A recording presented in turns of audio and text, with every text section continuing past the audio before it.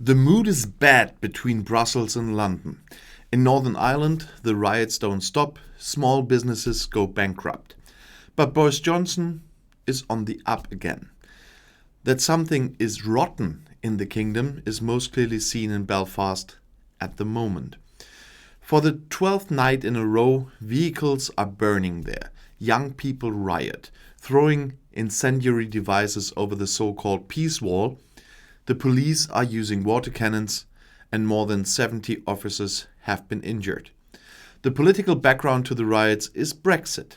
The Protestant Unionists see the Northern Ireland Protocol to the withdrawal treaty as a betrayal by London. They feel cut off from the motherland by the trade checks in place on the Irish Sea since the beginning of January and fear that Northern Ireland will now move ever closer to the Republic of Ireland, and sooner or later it will become a unified Ireland. Katie Hayward is a sociologist at Queen's University in Belfast. She fears that tensions will only increase in the coming months. She said Northern Ireland has always reflected the quality of the relationship between the British and Irish governments, and now we see how bad the relationship between the UK and the EU is. Relations between London and Brussels have deteriorated faster and more clearly than most expected after the completion of Brexit. The EU ambassador in London, for example, has been refused full diplomatic recognition. And now both sides are fighting over access to vaccination doses. In the short term, the EU threatened to override the Northern Ireland Protocol in order to block the export of vaccine across the Irish border. But they didn't, just saying that again. In March, the British, for their part, extended the transition periods for custom formalities on the Irish Sea, which Brussels sees as a clear breach of contract and has therefore filed a lawsuit. At the ECJ, by the way, which is still deciding on that stuff.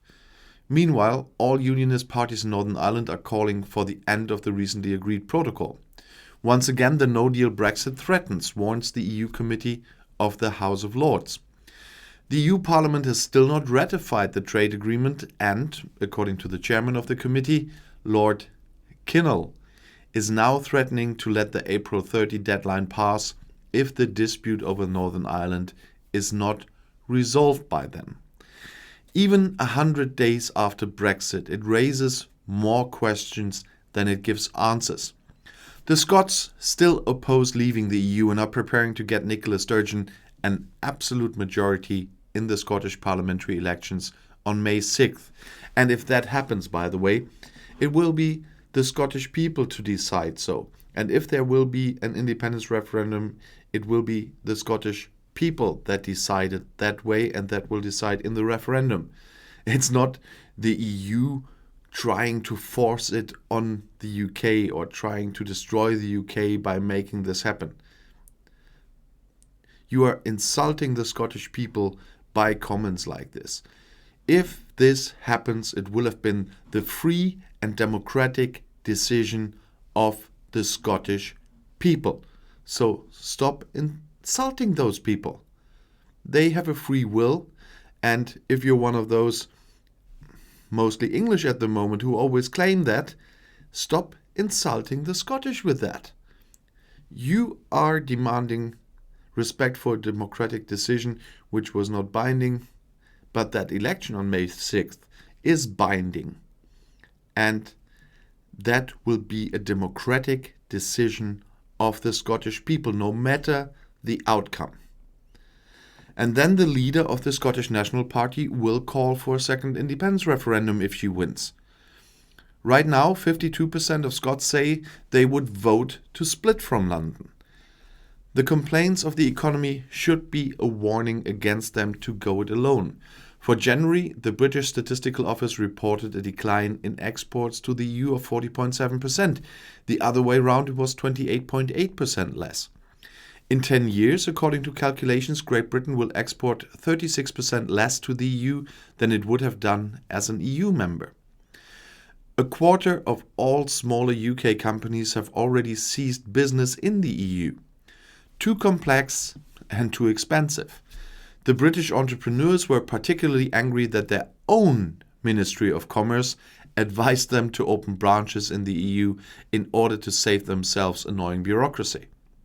The stock market, however, is on the up, and the gigantic success in vaccination, 32 million Britons have received at least one dose, gives investors hope for a quick recovery. And that, although it is still completely unclear how things will go in the financial sector. Namely, that plays no role in the exit contract. British financial service providers therefore had to partially relocate their business to the continent in order to be able to continue operations there. Stock trading has also largely migrated, especially to Amsterdam. Boris Johnson does not challenge any of this any further. The Prime Minister is enjoying rising polls again and still hopes that the British will not notice how much Brexit really hurts them. But that game will only work until the pandemic is over. So his vaccination success, if he can manage to continue that, will be what damages him the most after he succeeded.